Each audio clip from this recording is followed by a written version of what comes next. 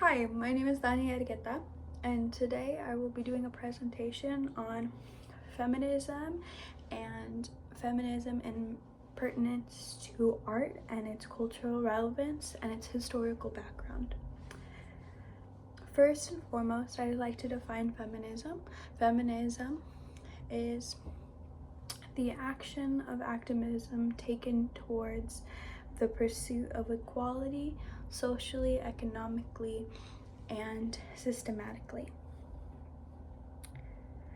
Within my presentation, first and foremost, I'd like to explain why I chose this topic. I had chosen this topic because in seeing the cultural and historical significance of feminism and how it pertains to the culture even in today's atmosphere, there are many contemporary artists who use the medium of art to voice their depiction of life. I found this to be particularly interesting, seeing as though we can highlight things like feminist literature, feminist historical relevance, even feminism within philosophy and ideals. But I think that seeing feminism within art is particularly differentiated because of the visual, physical, and presentational aspect of art, because it allows you to perceive something in a way that is different from words, ideals, and conversations, because it is something you see and sometimes even interact with. I think it is powerful, and so it had definitely interested me just to look at this part, especially understanding that feminist art had a really deep correlation with the second wave of feminism, which is a prominent wave of feminism that had to do with autonomy a lot, birth control, contraception, women's roles within household. All of these things within this time period of the second wave of feminism were being challenged, and it shifted and changed core social normative states. And I think that's really well depicted within the art infrastructure at the time. So for the agenda for today, we will be talking about the topics of the feminist movement and the interpretation of feminism within the mediums of art that are portrayed, and then feminism within the art that's portrayed by Judy Chicago, which she is a contemporary artist. So her artwork is set in the atmosphere of today and reflects on earlier feminist artists, such as Yoko Ono, Carrie Mae Weems, Mary Beth Edison, and Faith Ringgold. There are many other feminist artists of the time, but first and foremost, Judy Chicago used her contemporary art to highlight these particular feminist artists that I will be speaking about, and so I thought it would be particularly convenient to include them and to elaborate on their pieces that were particularly influential. But also, I thought it would be interesting to kind of elaborate on what these visual representations were and how they were provocative for the time. So within the next slide, we have the art and their artist. So I have the depiction of four very popular, very widely recognized feminist art pieces. And to elaborate on why we would consider these feminine art pieces, the criteria that they're gonna kind of fit is that they show female perspective, that they reframe art into activism. The feminist art movement kind of highlighted a new wave of art that was activist art, which is art that was going to say something about the social or political or cultural climate of the time. And so this kind of popularized that idea that we're not going to just do art to feel something, but to say something. It's not just going to depict an image, it's going to record history. And so that was like the reframing into art activism. And then it's going to associate physical depictions of social concepts of things like oppression, and it's going to encourage things like reform. And then it is also used to project a female gaze. So there is a particular art, I didn't elaborate on in my PowerPoint, but I do have the opportunity to elaborate here. So there is an art piece that is called Dancing at the Louvre, and this one is by Faith Ringgold. And this particular art piece was interesting and stood out among the rest because Faith Ringgold didn't just produce feminist art, she lived a feminist lifestyle, and that was projected throughout the entire history that is highlighted in her biography. She went through things that women were just gaining the autonomy of. So like she had a divorce in 1962, which was extremely uncommon for the time. She went to an art school under the guise that she was gaining her degree for teaching, because that was the only circumstance in which they would allow her to study. But she didn't become a teacher, she used that art degree to later gain a master's. So that was a huge rebellion of the time. And so there are these huge interesting concepts, not only of her art but of her life. But the interesting part was that her art didn't depict herself, her art actually depicted a fictional character in which she made. And so within Dancing at the Louvre, it was a part of a series that she made of a fictional character, and that fictional character, forgive me if I mispronounce this, but Marcia. And Marcia had 3 daughters, and so Dancing in the Louvre is actually a depiction of Marcia dancing with her 3 daughters in front of these paintings that were painted by white European men. And the commentary that you can find on this art is actually that they themselves, the 3 of them, were more beautiful than the displays at the art pieces behind them that are critically acclaimed, that are worldly renowned, that are universally recognized. The idea is this. The idea is a differentiation from Poverty in the Palace. The character, fictional Marcia, she is portrayed from coming from Harlem. That is the background of this character and the kind of history that's portrayed behind this artwork piece. She has been conceptualized to be from Harlem and moving to Paris and kind of experiencing all of these Parisian things. And so with this art piece, Faith Ringgold verbalizes, not actually, but she depicts and she paints the idea of not only a woman experiencing these things, but a Black woman experiencing these things, which again had a lot of cultural significance and cultural relevance because of the fact that this was not only the time of a feminist movement, but of a civil rights movement. And this was the kind of space that she lived in. She was not just fighting for women's rights, she was fighting for Black women's rights. And I find that extremely significant to the point. Within that idea of Black women's rights, there's also Carrie Mae Weems. Carrie Mae Weems' depiction of the world is incredibly different because she takes still pictures. So we have a different medium, but a similar perspective. She was a Black American woman, and she had a photographic series called The Dinner Table, and The Dining Room Table. And this series was a collection of pictures taken at a dining room table that was supposed to depict a African American home. And so within these pictures, there's one significant picture that would depict kind of this feminist idea of female perspective and portrayal. And that would be a picture within this collection of a mother and daughter sitting and putting on makeup. And within this picture, the depiction that is being portrayed here is kind of the mirroring of one generation to the next, the act of putting on makeup.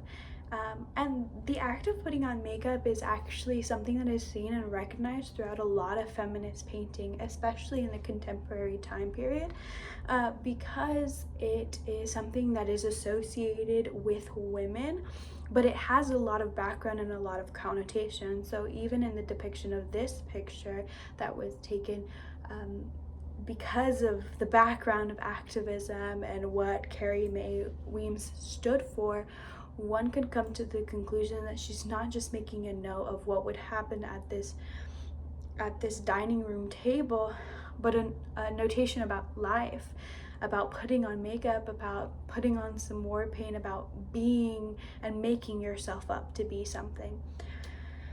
And so that was a particularly interesting piece. And when you read more and learn more about her life, you understand the commentary that she continues to make throughout this. She's portraying a perspective not only of a woman, but a Black woman in America, a Black woman in America at her dining room table. Going along to more contemporary pieces that are definitely influenced by these women. Before we get to that, my apologies. Yoko Ono. Yoko Ono had done it is a performance piece. Now, this is significantly different from the other art mediums that we were talking about. This performance piece was revolutionary to the time because it was called a cut piece. And so this was an interactive performative piece where the audience would interact with the art form by cutting off pieces of Yoko's attire. So the actual clothing that she was wearing, they would come and they would cut off pieces of it.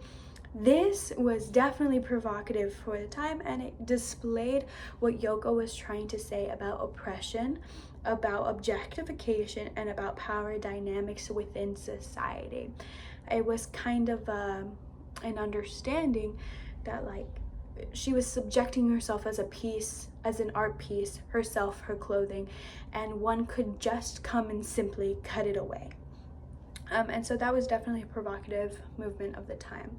Now, all of these artists inspired these two contemporary artists. I have Mary Beth Edison, who again, I would describe both of these as provocative, and I think that's a good adjective to attach itself to a lot of the feminist art piece. I think that one word that would describe all of them extremely well is provocative, whether it be in a perverse kind of connotation or whether it just be in the fact that the concepts of the time and even today, like these are kind of like otherworldly, or even things that we wouldn't want to like conceptualize because they're not pretty, but they're very to the point.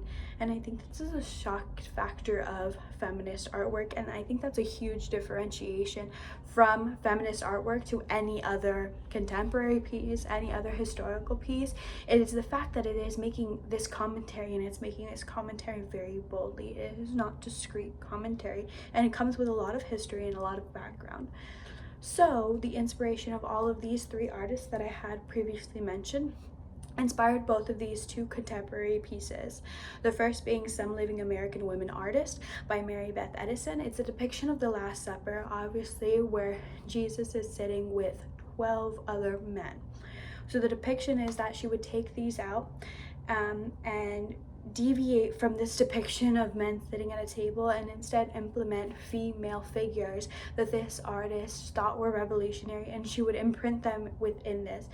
This is because the original painter is obviously male. The original painter is obviously critically acclaimed, also recognized. So this is kind of giving a similar understanding to Dancing in the Louvre, where they take one art piece that is recognized and even a really big part of white culture, and is implementing a feminist and a feminist viewpoint and is now inserting women into this equation. Now that I have returned to Dancing at the Louvre, I also would like to point out the fact that Dancing with the Louvre, the understanding is that the beauty subject within that is be for women within that depiction, but the contrast of that would be the women in the background, or the artists in the background. They're portrayed as beauty and as the beauty standard, as we understand the Mona Lisa is understood to be kind of a depiction of beauty. And so it was supposed to emulate a starking contrast between what can be seen as beautiful and what is being seen as beautiful. So after that commentary and the correlation, I want to move on to The Dinner Party by Judy Chicago. Now this beautifully wraps everything together, because I would like to say it is the most provocative piece of them all. It is a depiction of plate settings, 39 to be exact, and these place settings are filled by both mystical and very real women within history that have carried on influence for Judy Chicago. Each of these place settings is actually decorated with a sculpture of a vulva, or a female genitalia part, that is decorated to emulate the essence of whoever is supposed to be sitting at the chair of the seat. This obviously is not only thought-provoking, but a little anyone who would not understand this art piece, or even understand the background within this art piece, might be a little taken aback by it, but it makes a very, very bold statement in contemporary art, and it is recognized to be one of the most influential pieces of feminist art today. This is because Judy Chicago is kind of displaying her perspective on women, destigmatizing obviously female genitalia, and simplifying it to a place, a setting, and creating something that only women can have, and infiltrating that into this art space. So it is a very interesting depiction of what art can be and how women can be perceived. So to wrap this up, I'd like to just conclude with a little more understanding on the history.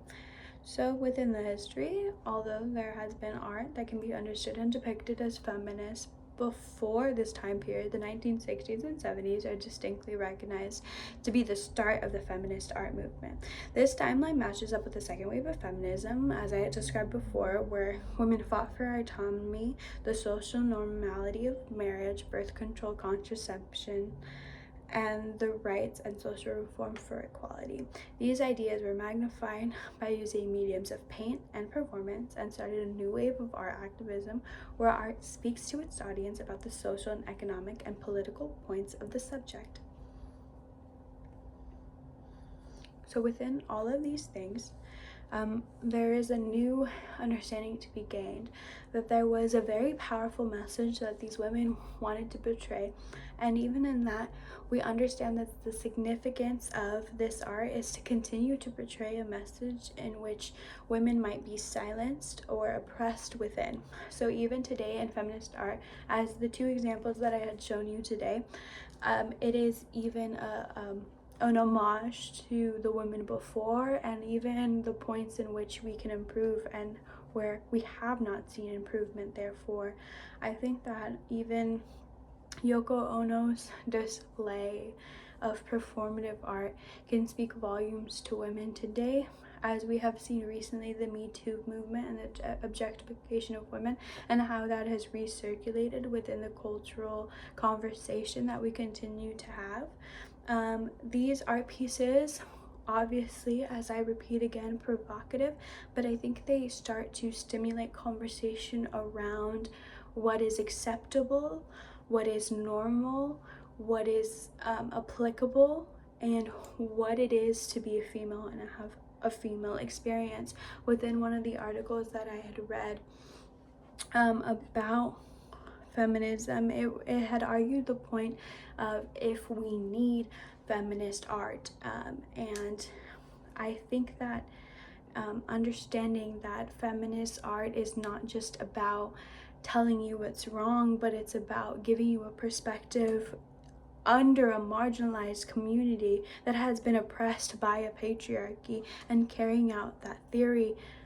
It can be depicted in a way that cannot be explained in any other way, and it is understood as an experience. It is not only something that we can statistically graph, although we can statistically graph, but it is a testament of life for a lot of women, and being able to portray it in this medium is completely different than any other way that you could do that. So that is going to conclude my presentation. I appreciate your time.